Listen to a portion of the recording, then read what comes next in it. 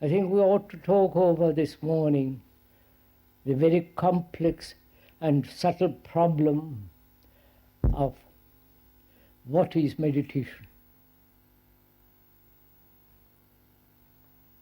It is quite a serious issue, and perhaps some of you will kindly pay sufficient attention to what is being said, if you care to.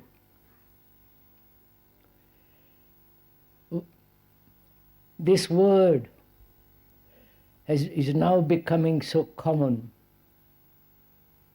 Even the governments are beginning to use it. Even the people who want money are trying to meditate more to get more money. They are trying to meditate in order to become quiet so that they can do better business.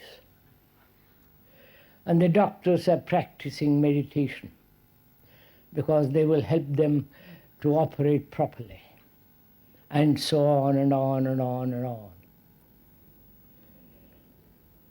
And there are different kinds of meditations, Zen, Tibetan, and the ones you invent for yourself. And with all this in mind, the Indian type of meditation, the Tibetan, the Zen, the encounter group meditation, and the aspiration to have a quiet, still, quiet, silent mind. Bearing all this in mind, let's try to find out, if we can this morning, what it is, why one should meditate, and what is the significance of meditation.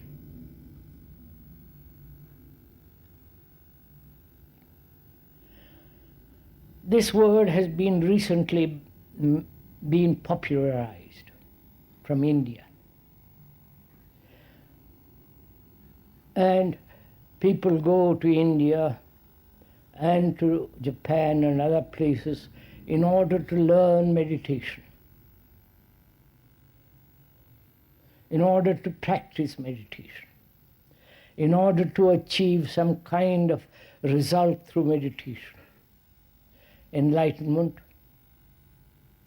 better understanding of themselves,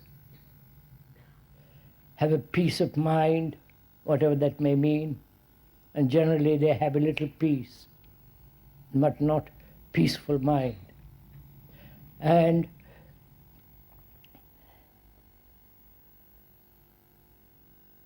the gurus have invented their own type of meditation, and so on and on and on. Right? I'm sure you're aware of all this. And of course there is the passing fad which is called transcendental meditation.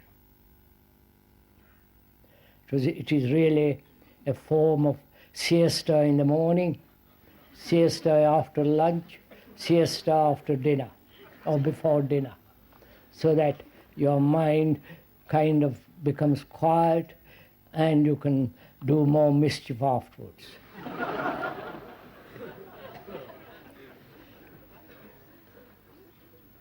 So consider all this, the various types and practices and systems, and question them. It is good to have doubt. It's good to be skeptical up to a certain point. It's like a dog on the leash. You must let the dog go occasionally, run freely. So doubt, skepticism must be kept on a leash all the time, but often it must be allowed to run free. And most of us accept the authority of those who say we know how to meditate, we will tell you all about it. So, please, we are together examining the whole problem or the whole question of what is meditation, not how to meditate. But then if you ask, how am I to meditate? Then you will find a system to meditate. The how implies a method. But whereas if you are inquiring into this question of what is meditation and why should one meditate, then we will never ask how to meditate. The very questioning, the very asking is the beginning of inquiry, which is the beginning of meditation.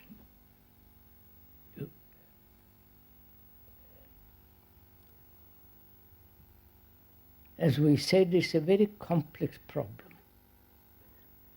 And we have to go very slowly and hesitantly, but subtly into this question. As we said during the last week, that we are investigating, that we are inquiring into it, so that you are not listening to the speaker. You are asking the question to yourself and finding the right answer without accepting any kind of authority.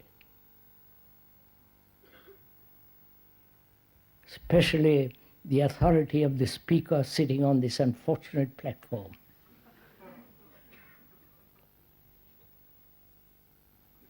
It doesn't give him any authority because he sits on a platform and talks.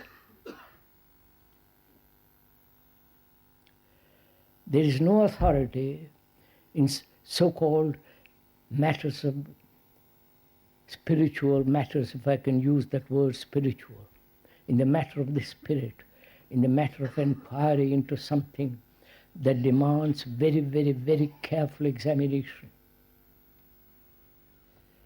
So we are doing this together, not meditating together, but inquiring what is meditation.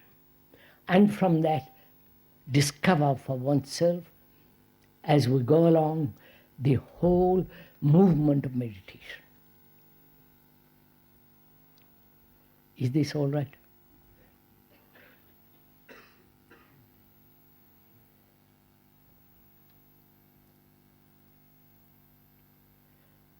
First, I think one must be careful in observing that meditation is not something that you do.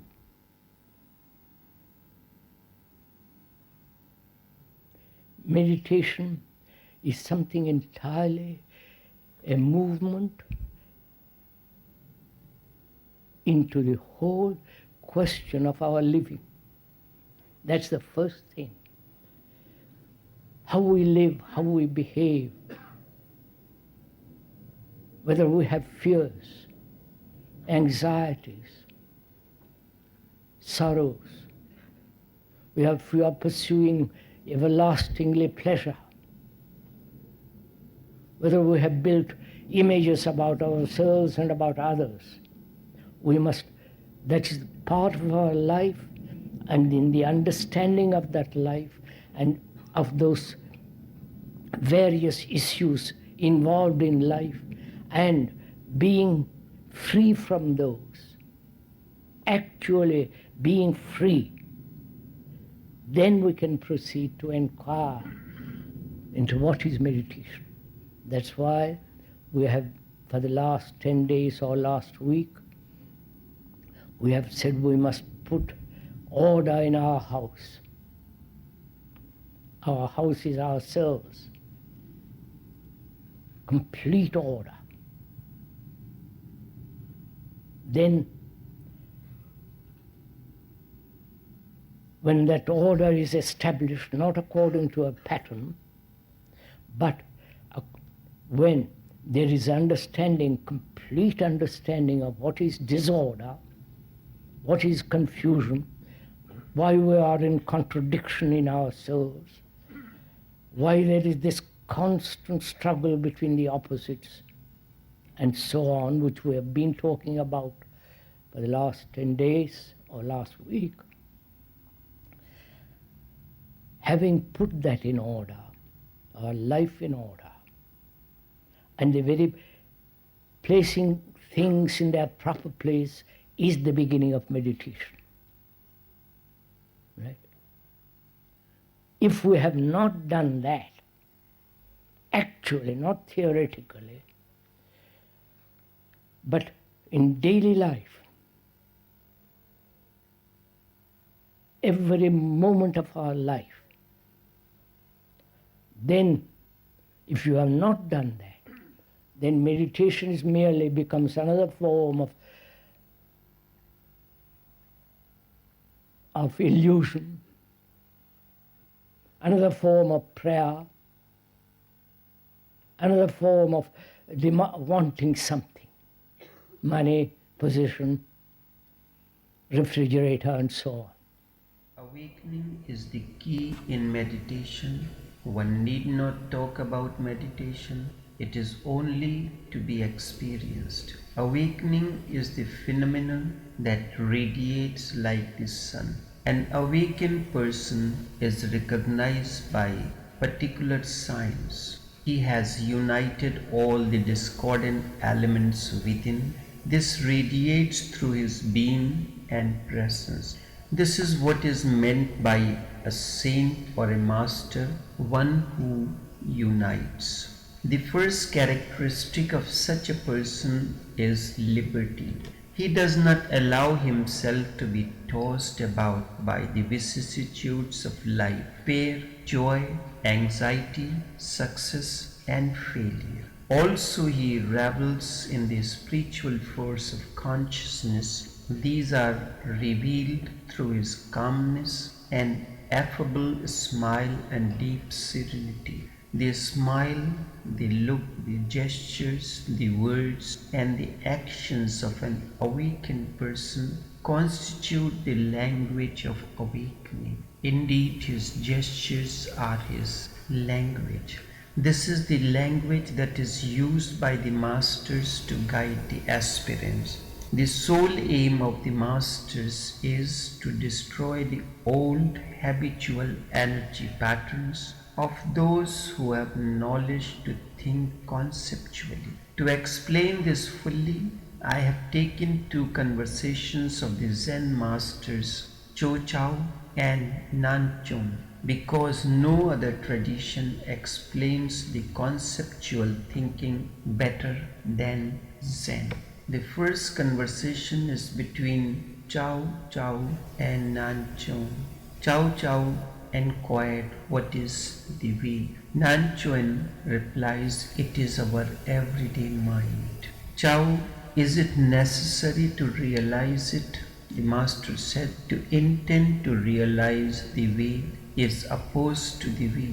Chao, "But without intending, how can you know whether it is the way?"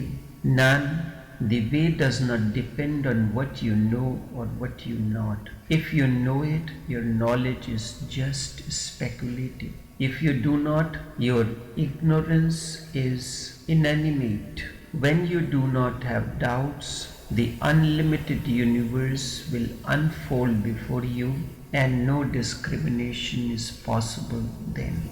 The second conversation, a monk asked the Zen master Chao Chao, what was Bodhidharma's intention in coming to China? What was Bodhidharma's intention to come to China? Chao Chao, to look at the cypress in the courtyard. The first conversation shows the obstacle of conceptualizing. This engages the questioner in the way of non-discriminative realization. However, the second conversation shakes the habit of conceptualizing and thus creates shocks that is needed for bringing awakening. When the mind of the aspirant is ripe and ready, enlightenment can happen the right away.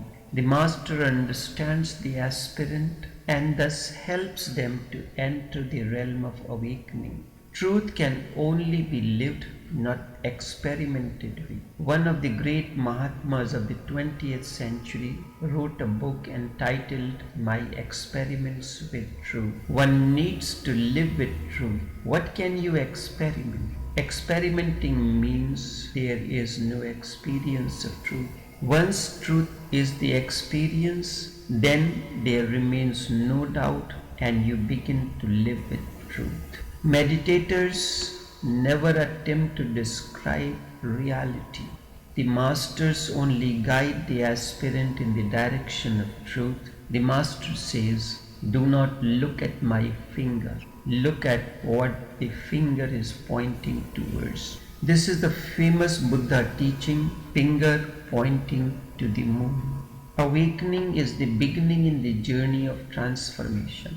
It is the opening of the inner being. It leads to a sort of witness attitude wherein the inner consciousness looks at all that is happening both within and without. But there is no direct interest. This further brings equanimity wherein there is no pain or pleasure. Only serenity remains. One develops the attitude of being separate from the happening, only observing without being part of it. Also, it brings non-attachment to things, beings, and events.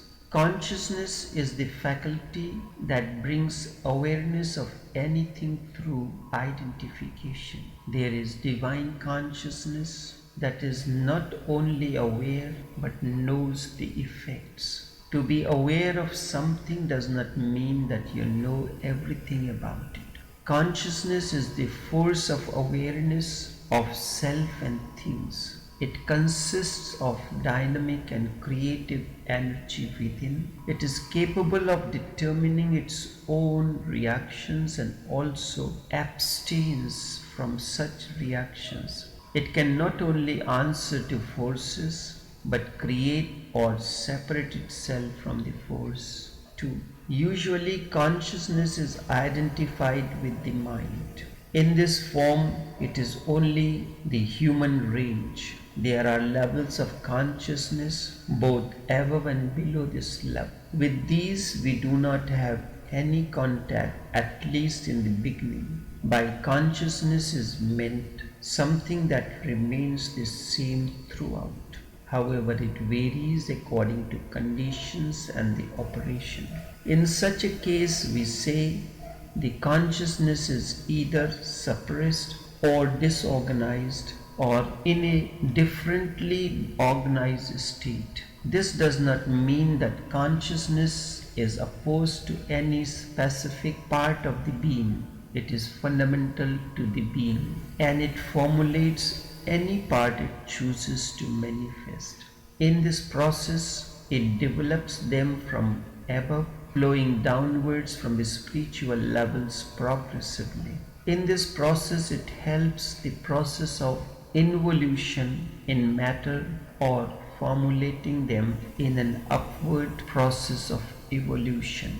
Consciousness is composed of two elements: awareness of self, things, forces, and conscious power. To be aware is the first thing. You have to be aware of things and being in the right consciousness and seeing their true nature. However, awareness by itself is not enough. Awareness needs a will and the energy field make the consciousness effective. You may have the full consciousness of what has to be done, but you may be helpless to effect the change. Someone else may have the willpower, but not the right awareness to bring about the necessary change. When you are in true consciousness, the will and awareness both are in harmony with the cosmic one. This harmony will bring about necessary changes. The two things that are important are will and awareness. Consciousness, by its nature, is not detached from the mental and other activities. However, it can detach itself and at the same time remain involved. As human consciousness, it is always involved. As one grows and develops, consciousness leads to detachment. Consciousness is that which brings awareness of things, and energy is the force put in the action to do these things. Consciousness is that which brings awareness of things, and energy is the force put in action to do things. Consciousness may have energy, it can keep it or put it out. But it does not mean when the energy is put out, that when the energy is put out, the consciousness is also put out.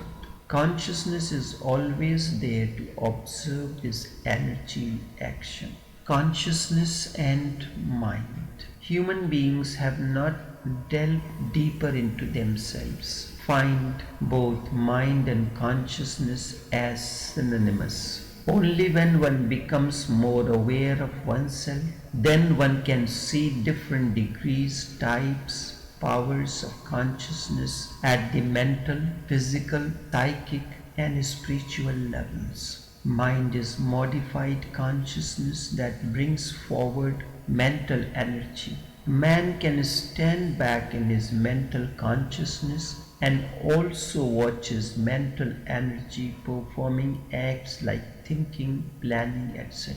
With the process of introspection, one can find that consciousness observes and energy acts. With a little practice, anyone can do that. And when he begins to observe his own thoughts, feelings, and actions, it means the process has begun. Whenever anybody wants to develop consciousness for true action, it can come in several ways. You may get the habit or faculty of watching your movements in such a way that you can see the impulse to action coming and also observe its nature at the same time. A consciousness may come which feels uneasy whenever a wrong thought, impulse to action, or feeling is there. And finally, something within you may warn and stop you from doing that which is wrong. The human body has its own consciousness from where it acts. Our surface mind knows very little about this body consciousness. The mind feels it only in an imperfect manner, and it only sees the results, not the cause. When one continues the journey, one can become aware of this body consciousness, its movements, and also the force that acts upon it, both internally and externally.